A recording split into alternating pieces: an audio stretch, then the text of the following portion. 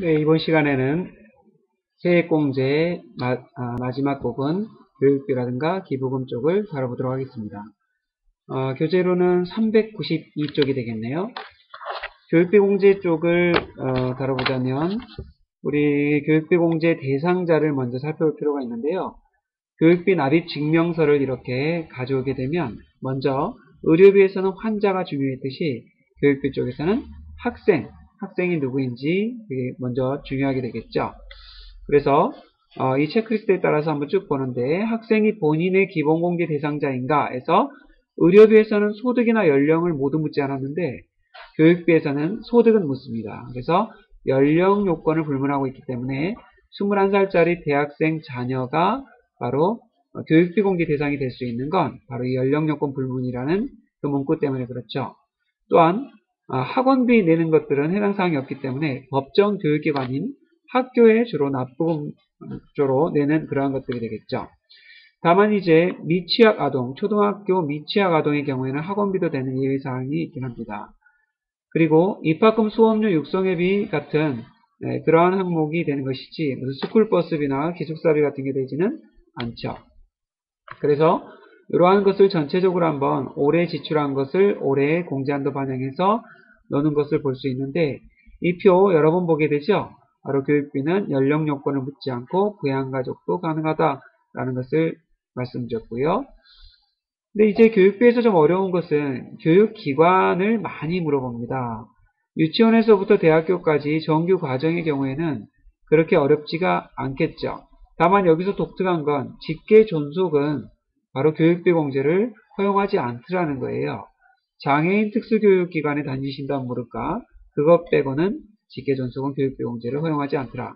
아마도 법을 설계할 때 자녀가 부모님께 교육비를 댄다는 개념은 없다고 이렇게 생각을 했던 것 같아요.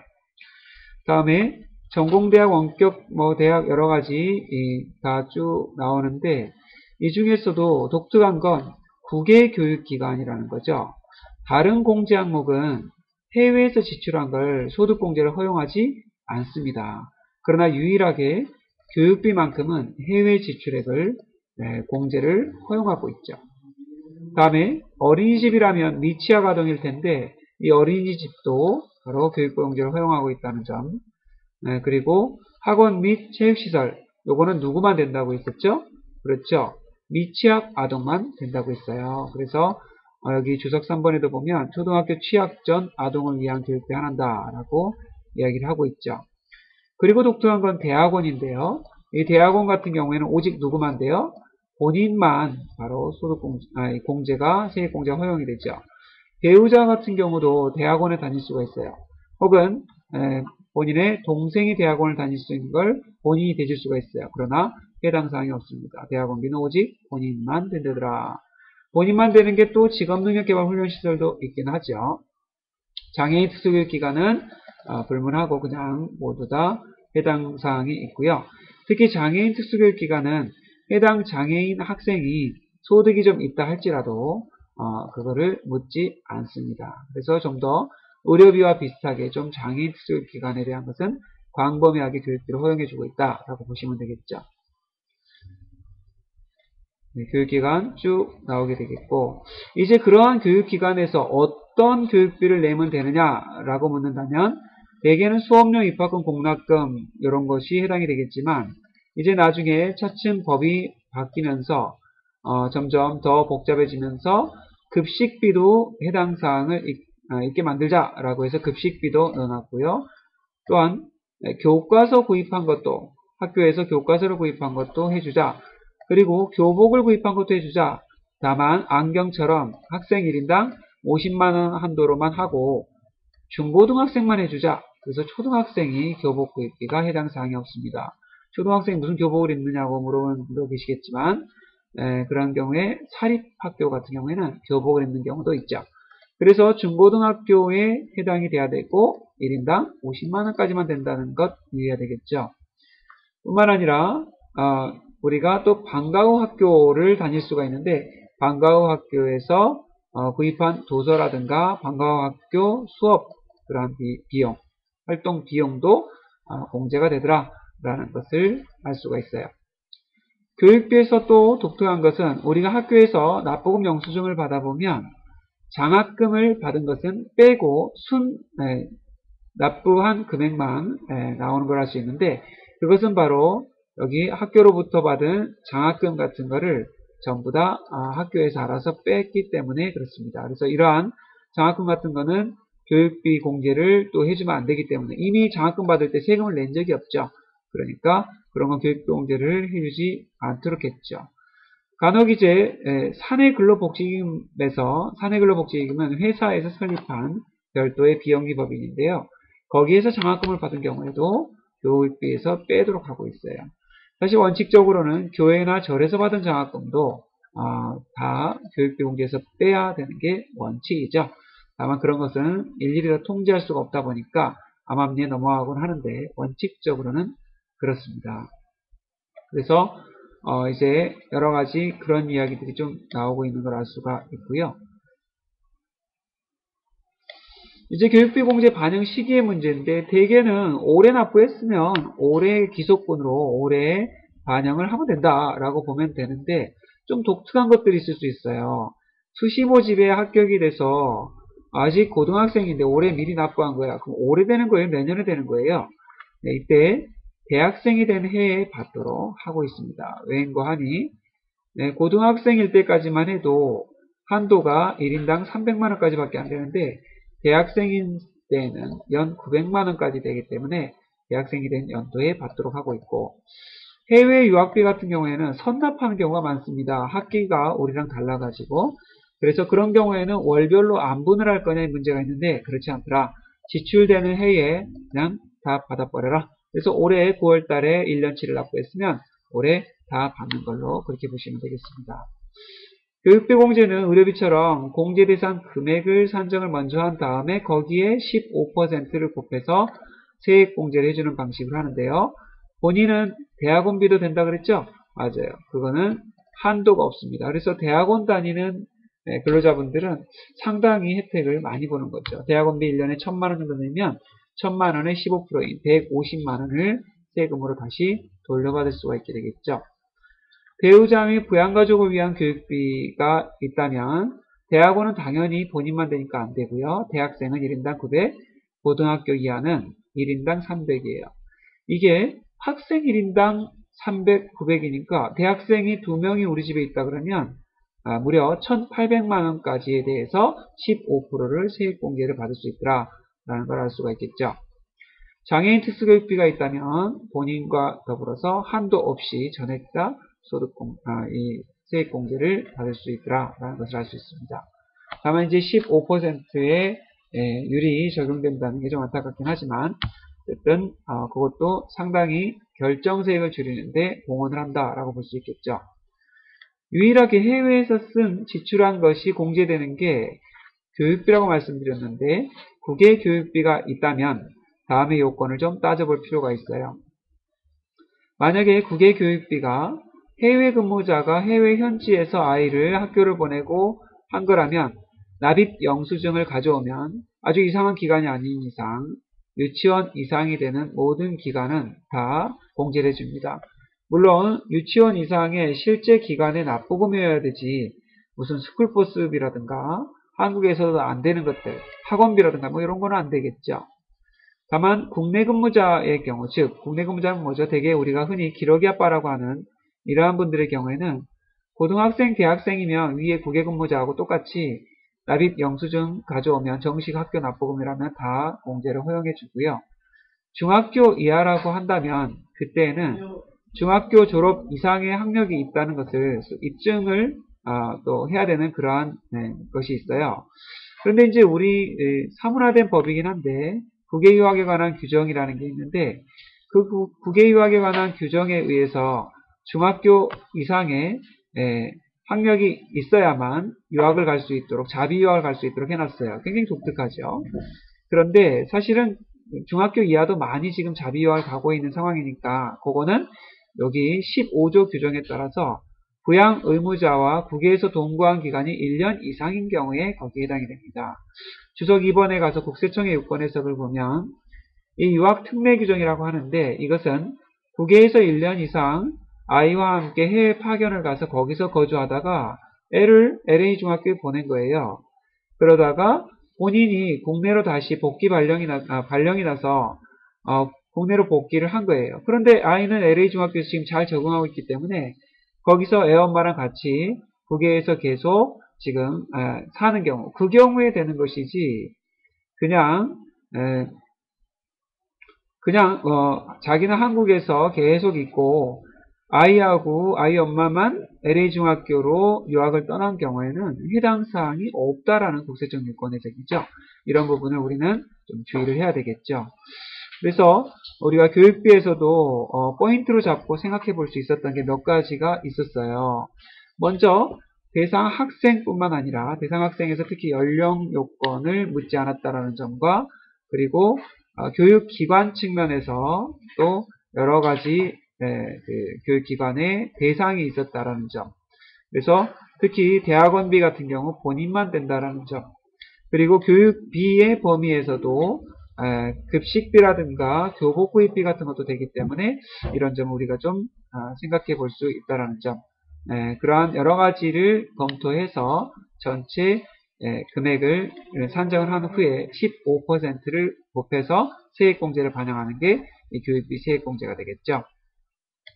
그래서 국외 교육비까지 여러분들이 실제 영수증을 보시면은 당황하지 마시고 국외 교육비도 막 영어로 돼 있고 프랑스어로 돼 있고 그래요. 그러면 실제 유치원 이상의 교육기관인지 확인하고 납부금인지 확인하고 뭐 프리스쿨이나 기숙사비나 스쿨버스비 이런 거는 안 되니까 그런 거는 안 된다고 말씀을 드리고 환전을 한국 돈으로 해서 거기에 맞게 대학생이면 900만원까지 고등학교 하면 1인당 300만원까지 이렇게 공제 반영해주면 되겠죠.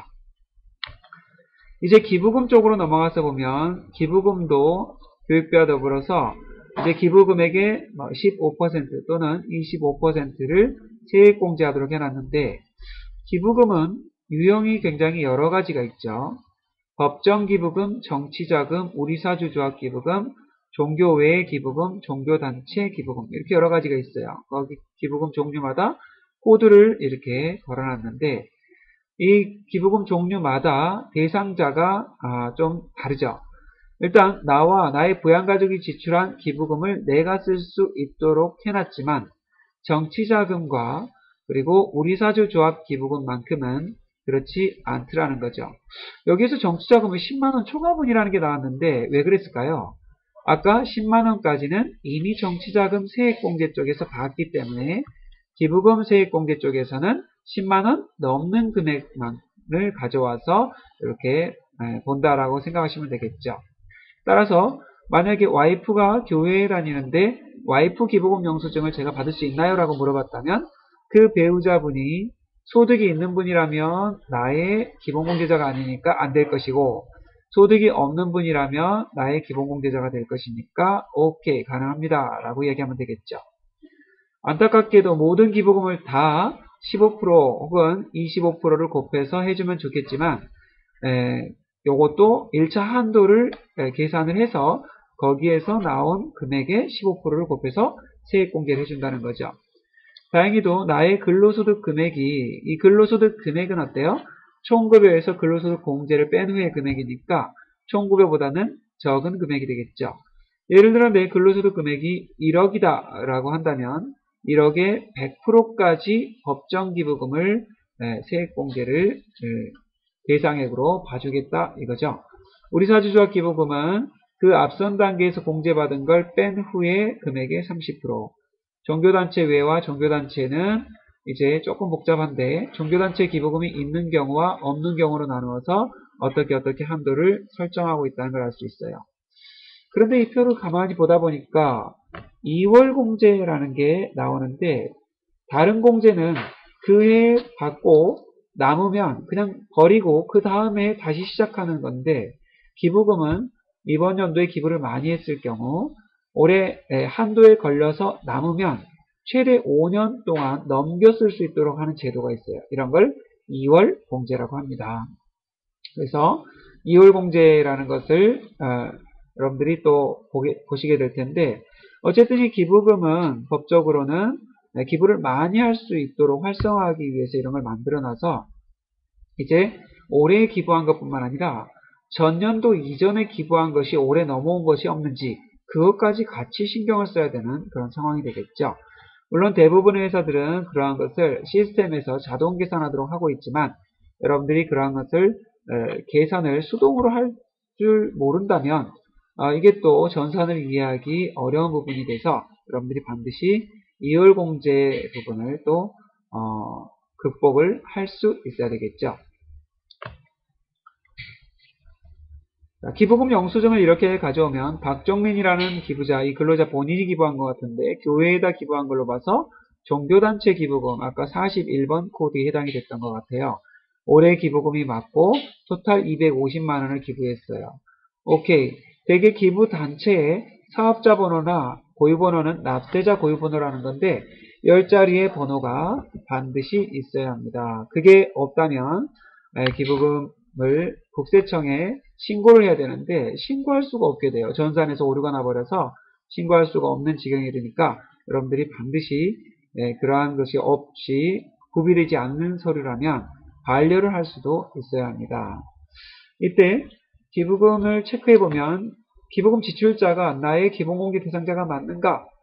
타인의 기본공개 대상자에 해당하는, 예를 들어 와이프가 둘째 아이를 기본공개 신청했다. 그 둘째 아이의 기부금은 누가 받아야 돼요? 와이프가 받아야지 내가 받으면 안 돼요. 부당공제가 돼버립니다.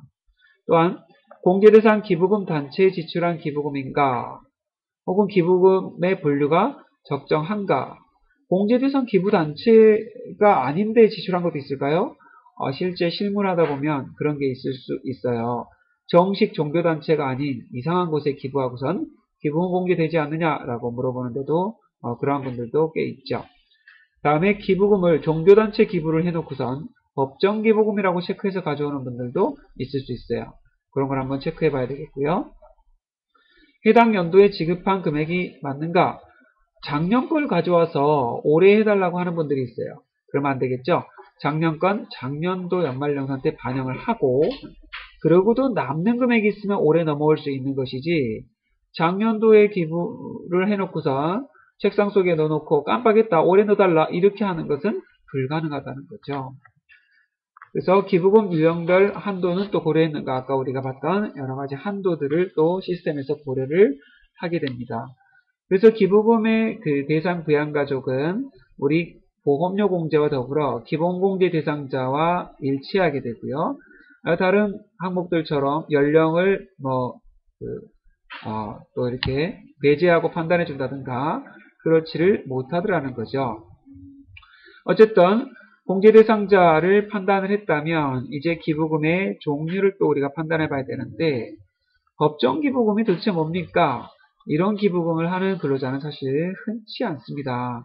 국가나 지자체에 기부를 한다든가 국방헌금을 한다든가 특별재난지역에 자원봉사를 갔다든가 이 자원봉사는 독특하게도 몸으로 떼온 것도 기부로 인정해주는 유일한 건데요. 일당 5만원씩 기부한 걸로 영수증을 끊어줍니다.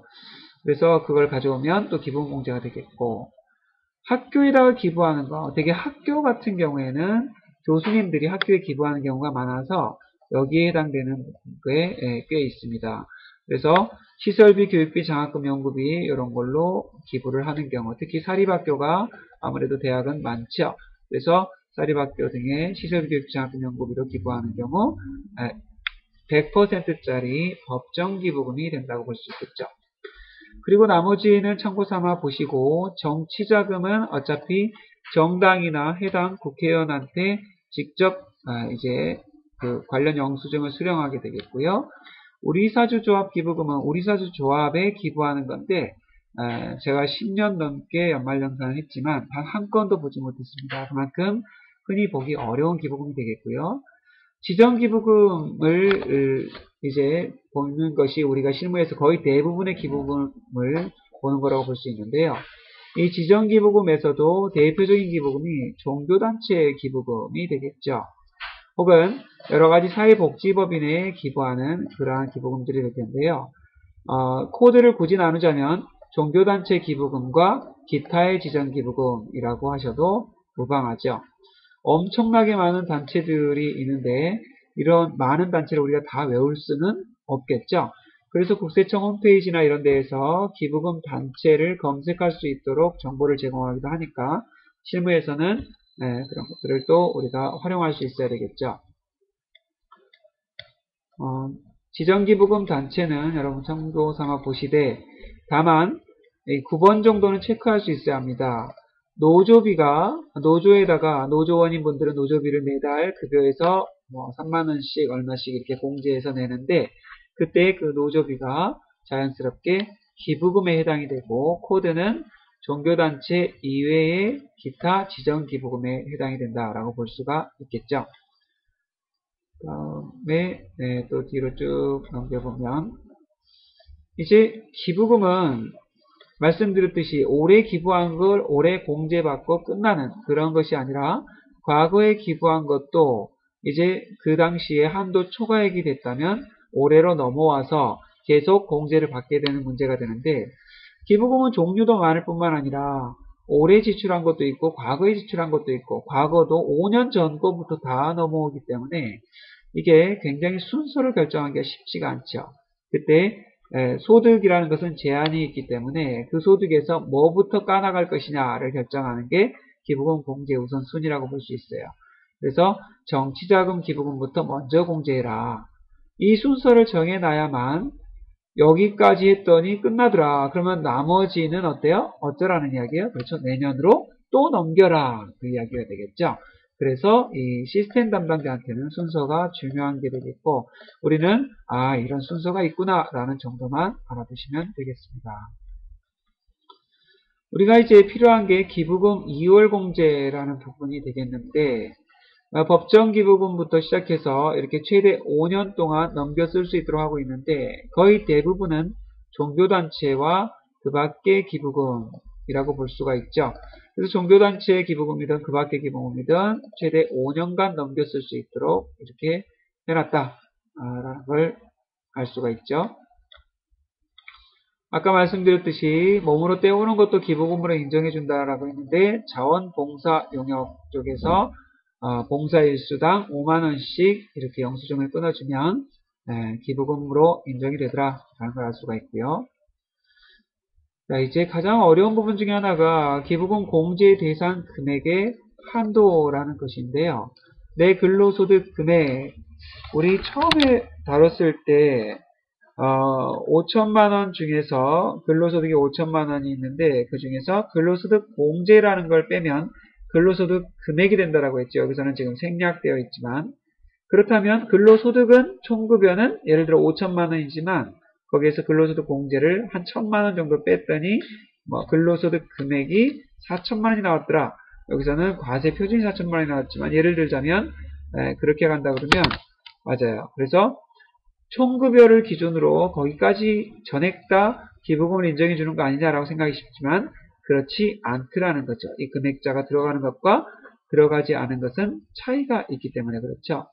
그래서 이렇게 한도마다 이렇게 있는데 사실 기부를 굉장히 많이 하지 않고서는 웬만하면 한도 내의 금액이 다 들어옵니다. 예를 들어 근로소득 금액이 1억인 분이 기부를 교회나 절에다가 1,000만원을 했다고 치면 1억에 30%까지 되기 때문에 3천만원까지 된단 말이에요.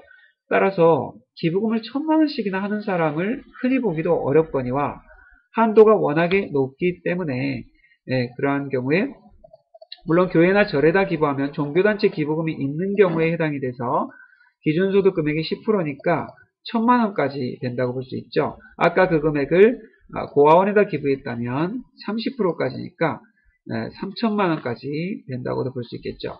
어쨌든 한도가 상당히 높은 축에 속하기 때문에 대개는 2월 공제가 되는 경우가 없을 것이다 라고 생각이 될 수 있지만 실상은 그렇지도 않죠. 기부금은 한참 후에 지금 나오는 이야기고 그 전에 의료비나 교육비나 이런 것이 너무 많아서 더 이상 소득이 없는 다 소진돼 버린 경우라면 기부금 전체가 다 내년으로 2월 되는 상황이 될 수가 있겠죠. 그래서 어쨌든 여기에서 기부금 공제에 대해서 여러분들이 한도 실무 사례를 참조해서 계산을 한번 해볼 수 있도록 하시면 좋겠습니다. 다음으로 노조비도 기부금 공제에 해당된다고 했는데, 이런 노조비 같은 경우에는 회사가 자료를 갖고 있기 때문에 근로자의 별도의 신청 없이 다이렉트로 시스템에 기부금 공제를 반영을 하게 되죠. 그래서 여러분들이 그런 부분을 참조해 주시고, 기부금 명세서는 의료비 명세서와 더불어 이제 기부금 내역을, 상세 내역을 국세청에다 별도로 신고하는 서식이 되겠는데요.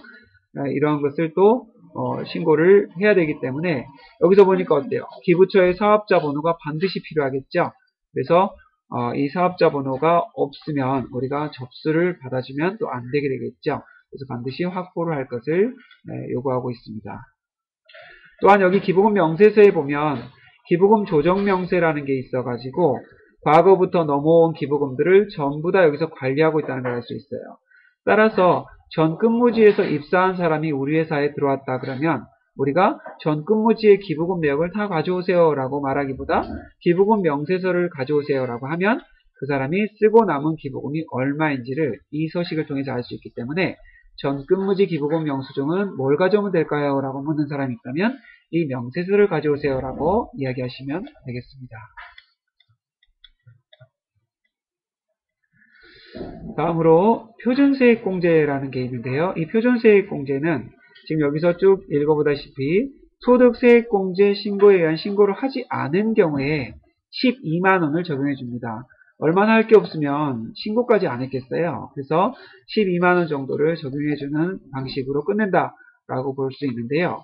여기에서 중요한 것은 특별소득공제, 세액공제를 신청하지 않은 경우에 12만원이 적용되기 때문에 이 특별소득공제, 세액공제라는 것의 범위에 뭐가 들어가는 거 하니? 보장성보험, 의료비, 교육비, 기부금도 들어가지만 건강보험료도 들어간단 말이에요.